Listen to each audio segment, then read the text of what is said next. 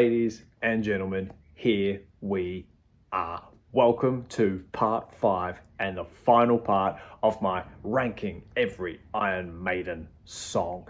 Holy damn, it's been 4 weeks. Well, it's been 4 videos that were supposed to be every 4 weeks, but it's taken a tiny bit longer than 4 weeks, but that's all good. We've gone from 165 all the way down to number 31. We're now going to count down number 30 all the way down to number 1 to reveal what is the greatest Iron Maiden song ever. If you know anything about me, you probably have an idea of what number 1 is going to be. But if you're new and you've been following and you don't know, how exciting for you. Let me know down below. Give me your top 10 Iron Maiden songs of all time. Let's get a conversation going and hopefully we can agree to some extent as to why this one's better than that one. So yeah, without further ado, let's just get straight into it. Coming in at number 30 with the Number of the Beast song, 22, Acacia Avenue. This one is a bit high on my list compared to a lot of others, but I don't care. I think the song is great. I love how catchy and how bouncy it is. It's just ding, ding, ding, ding, ding, ding, ding. You know, it's what I call, catchy, bouncy metal. I think it's just great. The breakdown little riff thing, and then the bit at the end that just goes. It's a great song. Probably the best B-side filler song off the Number of the Beast album, in my opinion. Coming in at number 29 is actually the intro track from Number of the Beast, Invaders. We love Invaders. Come on. Some people think it's dumb. Others think it's great. Me, I'm one of those people who think it's great. That bass intro, come on. Well, it's not really a bass intro, is it? But the bass riff in the intro is just halfly what makes that song amazing. You know, it's just when you heard that, you just thought, oh, yep, Number of the Beast is going to be a fantastic album. Everything about it is just great. The lyrics are fun. The chorus is great. What an introduction for Bruce's voice as well. Just Invaders. It just really shows, holy damn, we're in for a different ride, other than what we've been used to with Paul, God rest his soul. Number 28, Wrathchild from the Killers album. Obviously not the intro track per se, but the more or less real first song. I've always loved Wrathchild. It just takes me back to when I first was getting into Maiden, listening to the earlier stuff, and just that, again, that bass intro. You know, live it's amazing. Studio it's great. Paul sings it great. Bruce sings it fine. Just absolutely incredible song. A real quick 2-minute 51 type song, but goddamn, I just when I hear it, I just go back to my early days of listening to Maiden, and that's why it's amazing. Number 27, Killers, the title track. Probably, I think, my favorite song off the Killers album, so I think that's the last one. I think so, without studying it too long, but yeah, just everything about this song, again, sort of just not the bass intro, obviously, but the bass in the start underneath the little pick guitar, and then the power slide with Paul's screaming vocals. The lyrics are violent, it's fast-paced, it's slightly progressive in a way, and it's just an incredible song. The solos are great. The rainbow performance of it is amazing, even though all the lyrics are different because I think they were dubbed too violent for television at the time of 1981 or whatever it is. So it's just a fantastic song. Everything about it is great. Number 26 is a Blaze Bayley song from Virtual 11, Lightning Strikes Twice. I have always loved Lightning Strikes Twice. I just have thought it's one of the more standout songs on the Virtual 11 album. Could have been a single. It probably should have been, as opposed to Angel and the Gambler. But, you know, some people don't like it for the chorus, just the maybe Lightning Strikes Twice. It's a bit of a mouthful to get through at the speed he sings it, but I think it works. The solo in it is pretty amazing. Yannick does some incredible stuff on there, and it's just catchy. It's a good Maiden song. I genuinely don't understand why people don't like it so much. Number 25, Wasted Years. Yeah, don't get me wrong, Wasted Years is a fantastic song. It's got one of the most iconic Maiden intros ever, and it's great fun. It's catchy and it's loud. I saw it live on the Future Past tour. It ended the show. It was absolutely amazing, but it's just one of those, it's a single, and I've heard it a lot, so there's just a lot more to me that creep up that I would choose to listen to over Wasted Years. Don't get me wrong, great song, just there's better stuff. Number 24, pretty much the same thing. The Trooper comes in at number 24 because it's played everywhere. It's played every show. It's played on the radio. It's just always played, you know what I mean? And while we love it, don't get me wrong, again, great riff, great solo, great chorus, even if it's just a wo-ho chorus. It's iconic, and yes, even though we've heard it all that many times, again, when we see it live, we can't help but go crazy when that song comes on. But yeah, iconic Eddie as well for the Trooper. Absolutely fantastic song. Don't get me wrong. I just like stuff better. Number 23. These Colors Don't Run from A Matter of Life and Death. I want to say, wannabe epic. I think it started off being the epic of the album, and then they wrote For the Greater Good of God, which obviously trumped that. But like, These Colors Don't Run, I just love pretty much everything about it. Everything from the intro to the chorus. But I think really what makes me just hit that song so much, more, is the Woho part in like in the second half, where it's just where they do a harmony and then Bruce comes in and Woho's over it. When I heard that, I was just like, oh, that sounds good. But yeah, it's got a powerful message. The whole album of Matter of Life and Death is amazing anyway. But yeah, These Colors Don't Run is generally a fantastic song. I love it. Number 22, Deja Vu. A deep cut from Somewhere in Time, and because it's a deep cut as to why it's up so high, because you never ever hear it. So when you do hear it, it's just like, oh, it's a bit like another song that's probably coming up soon. It's actually coming up next, so I'll tie them into together. Like, the harmonies in it are just amazing. The futuristic sound of this song is just insane. Yeah, the verse is a bit all over the place, but the riffs in it, the solos in it, everything is great about it. And a bit like just that one, we go into number 21 with Loneliness of the Long Distance Runner. I've said this on the channel many times before. Has to be my favorite Maiden harmony of all time. Just that middle harmony section is just the epitome of the Iron Maiden sound. It's just done so crisp, and just, again, the futuristic sound that album has makes that song amazing. The verse is just dun dun dun dun, which, running, as is the chorus, and just even the solos in the Loneliness Long Distance Runner is great. The vocals in it are awesome. The intro, just on its own, everything about it is great. What is awesome as well about that song is the intro and the outro are the same, but when you hear the outro, it's just that little bit more staccato, like, bam. Oh, that was a terrible, you know what I mean? I've got Deja Vu in my head, but yeah, bam,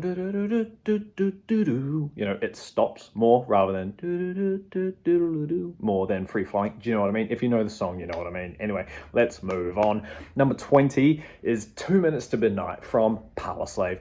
Fantastic song. The wannabe epic, again, I'll call it, because it's like a 7-minute single, but then obviously Power Slave has Mariner on it, so it's not an epic. But like, again, great riff, classic staple live. I've sort of recently rediscovered how great this song is over the past year. I think it's just one of those songs that I did kind of snub to the side because it was so well known, but I was just like, nah, you can't not bring it back into the show. It's just everything about it, from the intro riff, no matter who plays it, and just the soloing and the breakdown part in the middle with the bass and the little solo figure part in it. It's just awesome. Both solos in it are amazing.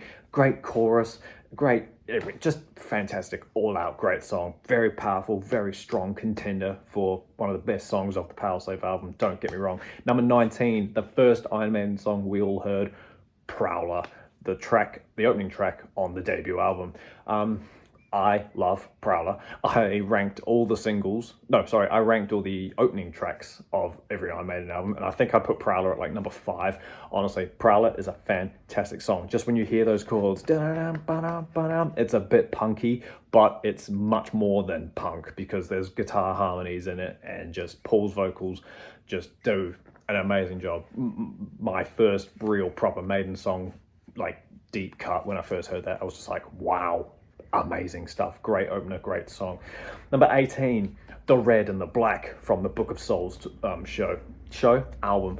It's Mariner 2.0. That's why it's up this high. It's the best song off Book of Souls, in my opinion. Yes, Empire is great, but we've already talked about Empire. So it's another 13-minute just gallop fest, and it's full of harmonies too. That's what kind of makes it cool. You've got a 13-minute song with about 2 minutes of singing, and then like 8 minutes of harmonies and solos, and then there's Woho's in this one as well. When I heard it, I was like, yes, there is hope for the Book of Souls album. Do you know what I mean? It's a great song. You can't deny.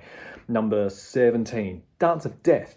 the title track from Dance of Death. When I first heard this song, I was blown away. When I first heard this song, I didn't know at the time that Maiden had 3 guitar players. So when I saw it live on Death on the Road, I was like, wait a minute, who's the third guy? It's just an amazing song. Acoustic, it's a bit stereotypical Maiden in terms of epic stereotypical, because it starts with, the Route 5 intro and then a little figure, and then there's literally the most generic Iron Maiden figure in it, but it works. It's so great. 8.5 minutes, 8 minutes 36, I think, of just theatrical Maiden. That's why I love the Dance of Death album. It's very theatrical and it's quite bombastic. Honestly, though, it's a fantastic song. Number 16, the opening song to Power Slave, Aces High. Fantastic song. Probably the perfect, I think I ranked it at number 1, the perfect Iron Maiden single. Just everything. The music sounds like what Bruce is singing about. The solos fit perfectly. The riffs just mirror the chaoticness of flying through the sky. The intro riff mirrors the pilots running to the plane, and just the chorus with Adrian's little woo dive bombs in it just really hone the fact that you're flying like a madman during World War II, I'm pretty sure. It's just a fantastic song. I don't need to go on about it. Number 15, Caught Somewhere in Time. The title track, opening track from Somewhere in Time. Perfect. Absolutely perfect. 7 minutes 21, I think, of just fantastic Maiden. I think that's one of the more intricate Iron Maiden songs they've done, at least up until that point, and seeing it live was just amazing. But aside from seeing it live, it's just an amazing song regardless. It's just, the solos are great, the chorus is amazing. I think Bruce's vocals on it are just outrageous. It's great. So yeah, that is an amazing song as well. Number 14, Where Eagles Dare, the opening song from Peace of Mind. Just the drums, dun, dun, dun, dun, dun, dun. Welcome, Nico McBrain, to the family of Iron Maiden. Just, you know what I mean? Just, I don't need to talk about these songs in depth, but I'm gonna, because it's part 5. I mean, it's just insane. Everything, from the gallops to the harmony in that is what made it a great song for me. The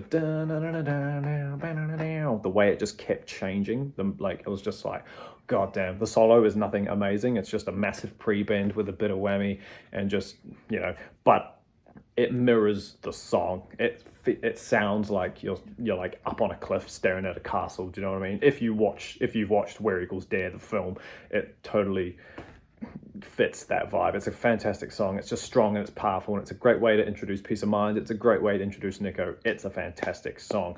Number 13, Passchendaele. Can you get the vibe that I'm going for? Which ones are all my favorites? They are all the great songs. Can you tell? Like, they're all the big, long, epic ones. So number 13, yeah, is Passchendaele from Dance of Death. This one only beats Dance of Death, obviously by a couple of spots, because they're both just as amazing. That tappy intro, I don't need to talk about it. Just the fact that it's about the First World War Passchendaele battle is just amazing. 8.5 minutes of emotional, powerful Maiden doing its best. The vocals in it are just insane. The lyrics in it are honest and just real POV type of vibe. Do you know what I mean? It's just insane. But by the time that song is over, you're almost out of breath, and you're just like, what a time to be alive back then in 1914 or whatever it was. So yeah, great song, absolutely amazing. Number 12, Hell on Earth, the closing song from Senjutsu, the most recent Iron Maiden song, technically, if you go off track numbers. Just pretty much, just wow. I've got nothing more to say other than that, other than just wow. Hell on Earth is amazing. Now I'm expecting that when a new Iron Maiden album comes out, the last few songs, if not just the last song, are always going to be something special. Look at the albums that go backwards. You'll see what I mean. So yeah, when I saw that the last 3 songs on Senjutsu were all written by Harris and they were all 10 minutes long, I got chills, and perfectly rightly so, because Hell on Earth is the great way to close an Iron Maiden album. Honestly, if that was Iron Maiden's last album and they declared a retirement after hearing Hell on Earth, I would be okay with that, because Hell on Earth is just an absolute staple to go out on. I think it's amazing. I saw it live and cried nearly. Just a bit like Passchendaele. It's a heart, it's an eye-opening song lyrically. It's pretty amazing. It's melodic and it's just beautiful. Number 11 is a simple song. Number 11 is Number of the Beast, the title track, obviously, just because it's one of those classic singles, and it's one of the first Maiden songs that I remember properly really liking. So I was just like, yep, this one always has a soft spot for me. When I hear the intro of Number of the Beast, the spoken intro, I'm just like, fantastic. Revelations 13:18, that's where that is. That's what the verse is of that open spoken word. And then the D chord, just perfect. Everything about that song is amazing. I was listening to satanic music before I even knew who Satan was, so that's awesome. Number 10. Top 10 now, here we go. If you're smart, you can figure out what's what, but what order do they go in? Number 10, Blood Brothers. When I first heard Blood Brothers, I felt so emotional.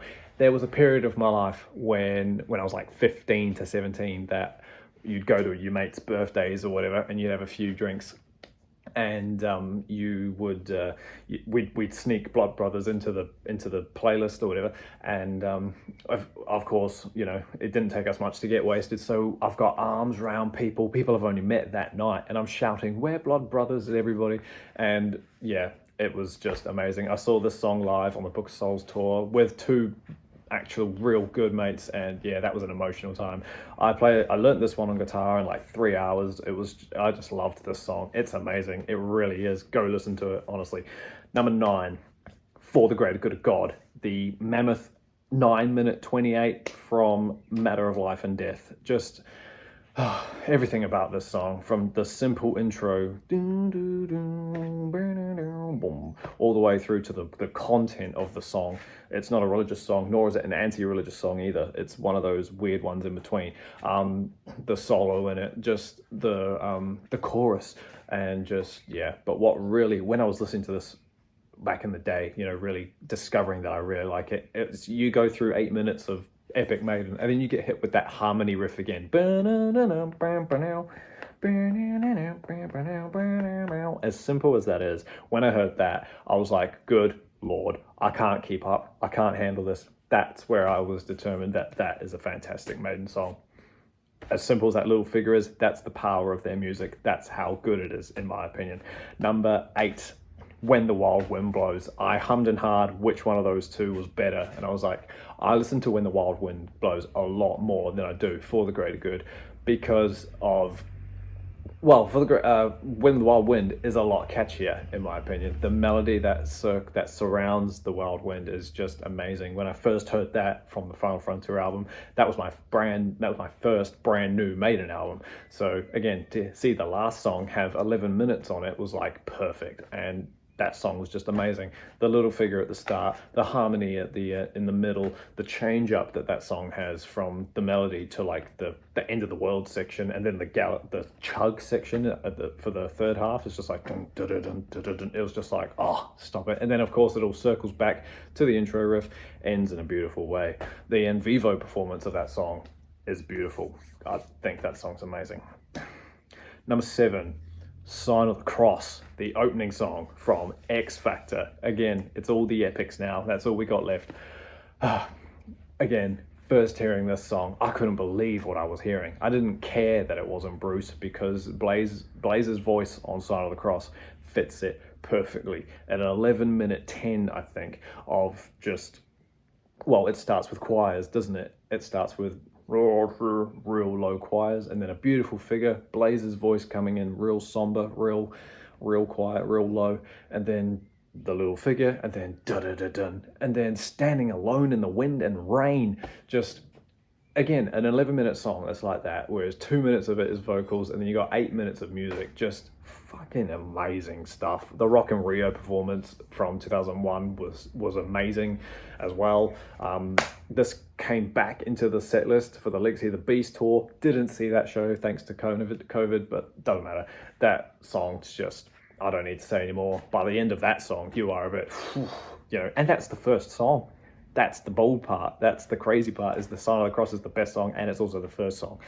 Why didn't they close the album with that? Who knows? Anyway, moving on. Number 6 is probably the last simple song. Yeah, and it's a wild card. Number 6 is Transylvania from the debut, because when I was 14-ish, 13, 14, 2008, little old me heard the intro riff to Transylvania, just as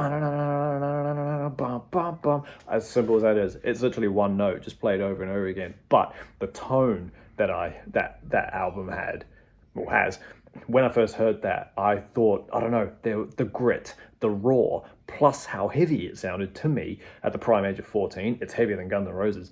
I was like, what in the world?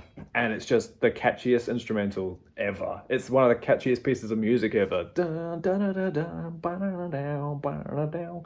It's just perfect. We learned to play that as a band real loosely, and I learned to play it much later. But just, I love that song. Every note about it is great, and then the way it morphs into Strange World too, even, is just as good. But yeah, I love that song. Seeing it, not personally seeing it, but watching them perform it on the Live After Death. No, sorry, what's it called?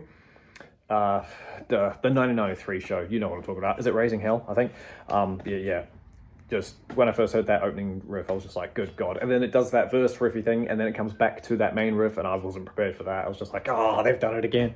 So yeah, that might be where my passion for things that repeat come from. Anyway, moving on. Number 5 is The Klansman, because The Klansman is top 5 Iron Maiden songs, obviously. 8 minutes 59, I think, of 90s Maiden sounding just as good as 80s Maiden. You know, Blaze did fine on The Klansman. It weirdly, I think it fit his voice. You know, it was a fantastic song. The intro riff, all the little guitar figures in that song, I just got blown away by, especially that middle one where it was like, when I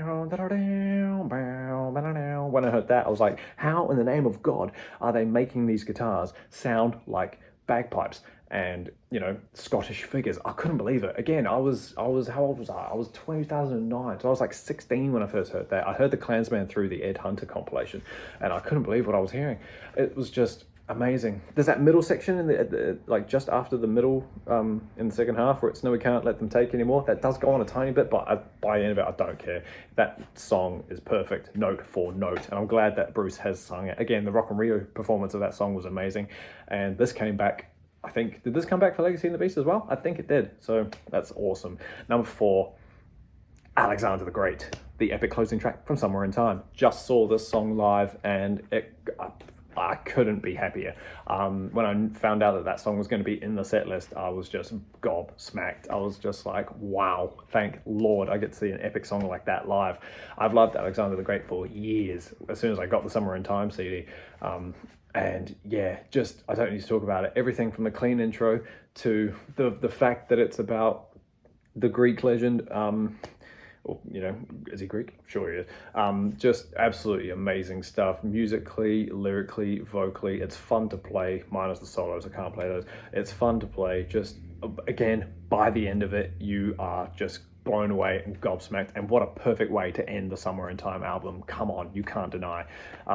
It's funny, the lyrics are, you know, about this bombastic hero who did all these great things, and it just sucks that he died of a fever. You know, it's just like, oh, okay, you know, it just shows what we couldn't cure back then. Do you know what I mean? But yeah, fantastic song. All right, here we go. Number 3. Surely you know what's left, right? What order do they go in?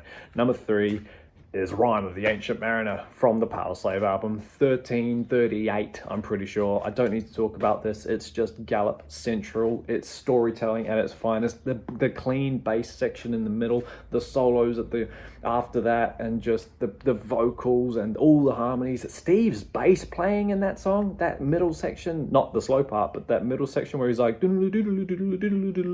it's outrageous what he does on the bass. It's insane.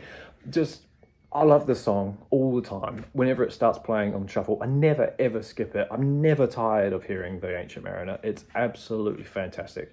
It's obviously one of their best songs. I saw it live on the Somewhere Back in Time tour, and that was just gobsmacking amazing. It was perfect. I don't need to talk about it anymore. Number 3, Rhyme of the Ancient Mariner. Number 2 is Hallowed Be Thy Name. I wondered if this one was actually going to be as high as it was. Everyone puts this one up high, as do I, obviously, because why? It's perfect. That drives the main song, doesn't it? Both clean and electric. The riff, it's pretty much where the pure Iron Maiden riff came from. From that, they stemmed their whole career. Do you know what I mean? Everything about it, from the lyrics, even though they got sued for plagiarizing, it doesn't matter. It fits the tone, everything about it. By the time that song's over, you're just like, good Lord, I can't keep up. What a great way to end an amazing album as well. You know, I've seen that song live, thankfully, and just it again, but like Mariner, I never ever get tired of hearing this. Is it overplayed? I don't believe so, because every time it's played, it still packs the same punch. I love it. Which means, team, number one for me, the best Iron Maiden song. Like I said, if you know who I am, you already predicted it. But if you don't and you're new, the best Iron Maiden song of all time that will never ever be beaten is Phantom of the Opera, track 4 off the original debut album, track 5 if you include Sanctuary off the remastered one. 7 minutes 20 seconds with the gap of silence before the a cappella line, but without it it's like 7:12 or something like that. Anyway, semantics, everything from the opening note all the way down to that a cappella intro, nothing is wrong, nothing is out of place. I heard that song at the prime age of 14 when I found Transylvania as well, but this one was just perfect. The riff, the chorus, apparently, according to the CD booklet, and then the triplet thing. That's what sold me, was the triplet thing. I was like, good God, the bass solo and then the triplet thing. At that time, I thought that was shredding, and I was just like, that's amazing. How could someone do that? It just blew me away. The gallop jump riff that comes afterwards, the harmonies, you know, just, and then back to the riff again.